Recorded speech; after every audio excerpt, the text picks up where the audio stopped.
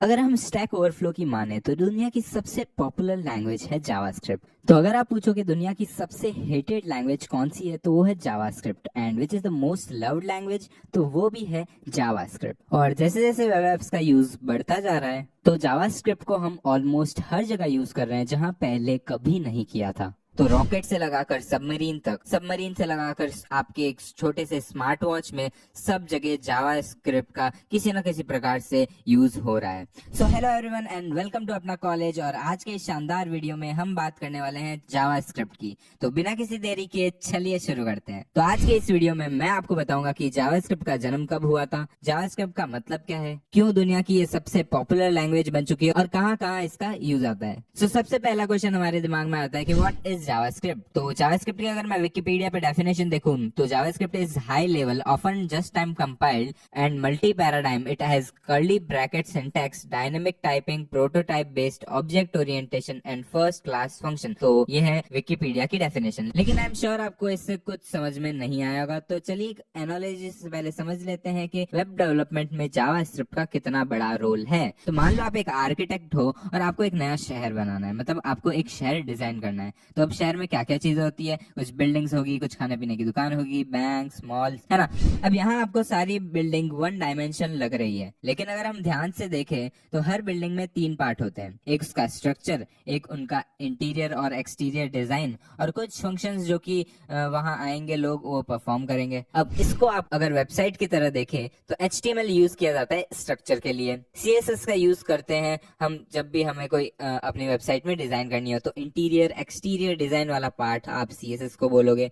फिर आता है जावास्क्रिप्ट जो कि एक स्क्रिप्टिंग लैंग्वेज है जिसकी मदद से हम डायनामिक अपडेट कर सकते हैं अपने कंटेंट का किसी भी वेब पेज के अंदर, या फिर किसी मल्टीमीडिया को कंट्रोल करना हो तो भी हम जावास्क्रिप्ट का यूज कर सकते हैं। हम एनिमेशंस बना सकते हैं जावास्क्रिप्ट की मदद से और बहुत कुछ कर सकते हैं जावास्क्रिप्ट की मदद से। अगर हम स्टैट्स देखें तो दुनिया में 1.6 बिलियन वेबसाइट्स है, आउट ऑफ विच 95% वेबसाइट्स के अंदर जावास्क्रिप्ट रन हो रही है। तो मतलब हर जगह आप कह सकते हो पूरे वेब के अंदर जावास्क्रिप्ट तो है ही है। अब हम एक नजर डालते हैं हिस्ट्री की तरफ, कैसे जावास्क्रिप्ट का जन्म हुआ। तो मिड 1990s के अंदर इंटरनेट का बूम हुआ था और सब लोग इंटरनेट की तरफ मूव कर रहे थे। और उस वक्त यार दो पॉपुलर ब्राउजर हुआ करते थे, एक इंटरनेट एक्सप्लोरर और दूसरा नेटस्केप नेविगेटर। और इन दोनों के बीच में एक वॉर सी चल रही थी। और यहाँ पे यार नेटस्केप ने सितंबर 1995 के अंदर एक डेवलपर को हायर किया, नाम था उनका ब्रैंडन ईच, जो कि आज फादर ऑफ जावास्क्रिप्ट भी कहलाते हैं। और नेटस्केप ने इनको एक स्क्रिप्टिंग लैंग्वेज का कॉन्ट्रैक्ट दिया जो कि बहुत ही कम समय में उनको बनाना था। तो मात्र 10 दिन के अंदर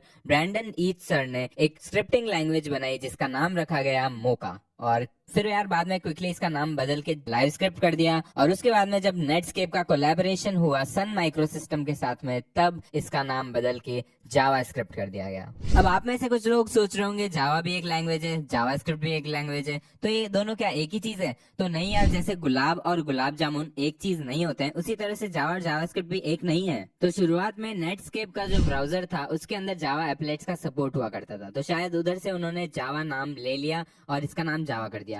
कुछ लोग कहते हैं कि यार ये मार्केटिंग टैक्टिक है क्योंकि जावा बहुत पॉपुलर लैंग्वेज थी उस वक्त की, तो शायद यार लोगों ने जावा का नाम यूज करके इसकी पॉपुलैरिटी बढ़ानी चाहिए। लेकिन जावा और जावास्क्रिप्ट में एक बहुत ही बेसिक सा डिफरेंस है। जावा एक यार कंपाइल टाइम लैंग्वेज है, जिसका मतलब इसको पहले कंपाइल करना पड़ता है, फिर इसकी एक एग्जीक्यूटेबल फॉर्म होती है जिसको हम रन कर सकते हैं। वहीं अगर हम जावास्क्रिप्ट को देखें तो ये इंटरप्रेटेड लैंग्वेज है। इसका मतलब हमारा जो कोड है वो line by line automatically run कर रहा होगा, वो पहले कंपाइल और एग्जीक्यूटेबल फॉर्म में नहीं बनेगा।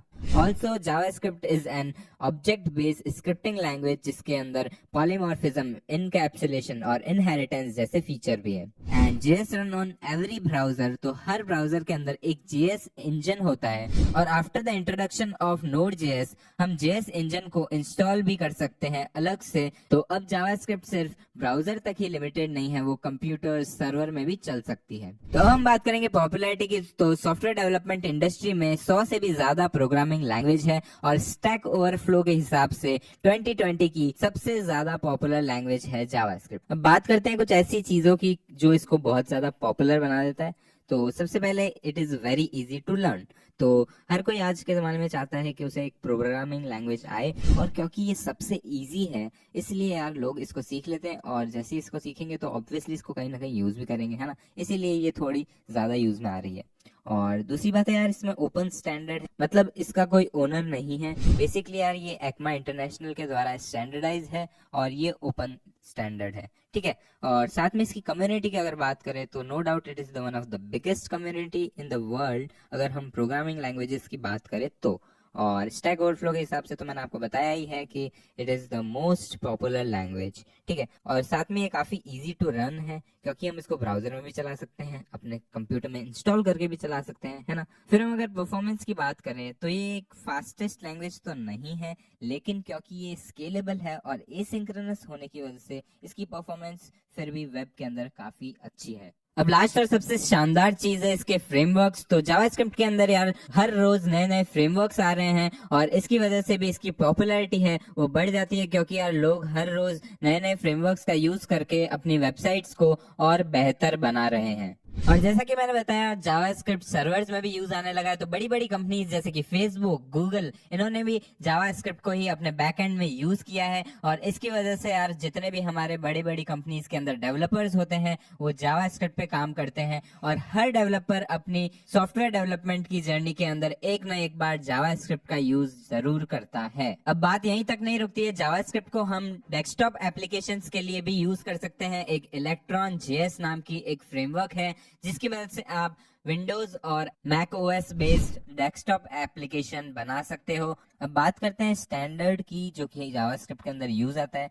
तो ECMAScript नाम का एक स्पेसिफिकेशन है जो कि स्टैंडर्डाइज करता है जावास्क्रिप्ट को, और इसको भी डेवलप किया था ब्रैंडन ईच सर ने, जिन्होंने जावास्क्रिप्ट को डेवलप किया है। और ECMAScript के अभी बहुत सारे वर्जन्स आ चुके हैं। अभी ES11 is the latest one, जो कि 2020 के अंदर रिलीज हुआ है। और सबसे पॉपुलर अगर मैं बात करूँ तो ES5 और ES6 हुआ करते थे, क्योंकि उसके अंदर मेजर चेंजेस आए हैं। जैसे कि ES6 के अंदर अच्छे अच्छे फीचर्स लॉन्च हुए थे, जैसे कि let keyword, const keyword, arrow functions. तो अगर आपका वेब डेवलपमेंट में थोड़ा सा भी इंटरेस्ट है तो JavaScript is must to learn. और 2021 में यार जावास्क्रिप्ट की पॉपुलैरिटी और बढ़ने वाली है, और आने वाले समय में भी जावास्क्रिप्ट टॉप पर ही रहने वाली है। अब अगर आपको ये वीडियो पसंद आई है तो लाइक कीजिए, शेयर कीजिए अपने दोस्तों के साथ में जिनको जावास्क्रिप्ट सीखनी है, क्योंकि इस सीरीज के अंदर हम जावास्क्रिप्ट को अच्छे से कवर करने वाले हैं। तो अगले वीडियो में हम लिखेंगे अपना फर्स्ट जावास्क्रिप्ट का प्रोग्राम। तो मिलते हैं नेक्स्ट वीडियो में, तब तक के लिए see ya, have a great day, and I will surely catch you up in the next one.